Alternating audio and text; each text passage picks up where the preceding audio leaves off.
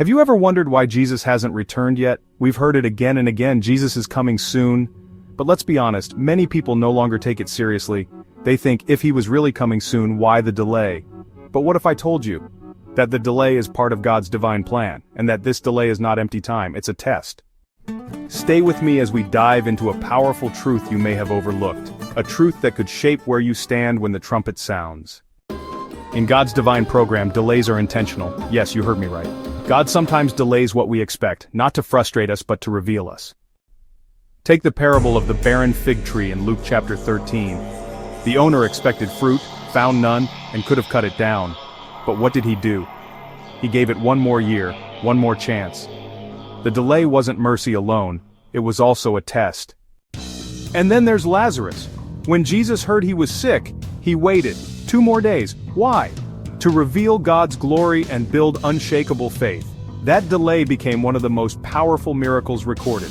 So when it seems like Jesus is delaying, don't be fooled. He's watching, he's revealing, he's testing. Jesus gave us a parable that hits close to home, the parable of the 10 virgins in Matthew 25. All 10 believed the bridegroom was coming, but only 5 were truly prepared. And here's the line many skip over, while the bridegroom tarried. That's where we are right now, living in the tarrying, waiting, watching, or sleeping and slipping. Some are keeping their lamps full of oil, staying in the Word, walking in holiness. Others, they're distracted, drifting, drained. Let me ask you, what are you doing while the bridegroom tarries? Time is a revealer.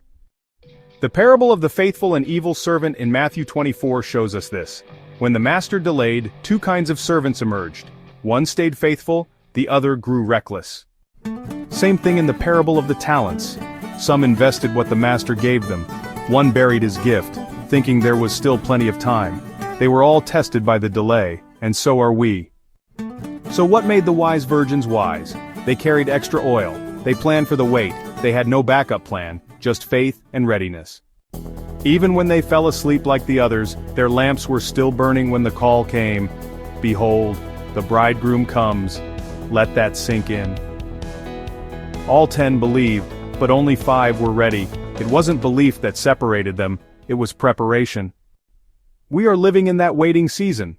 Jesus is coming, that is certain. But while the bridegroom tarries, the church is being tested. He is separating the wise from the foolish, the faithful from the unfaithful, the diligent from the lazy, the true from the counterfeit. Where will you stand? Are your garments still white? Is your lamp full of oil?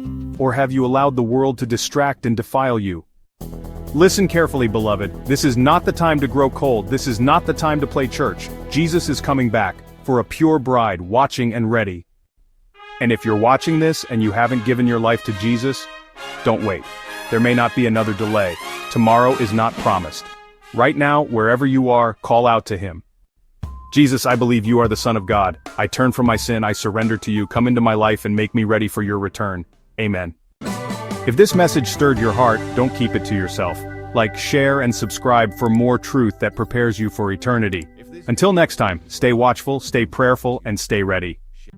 The bridegroom will not tarry forever.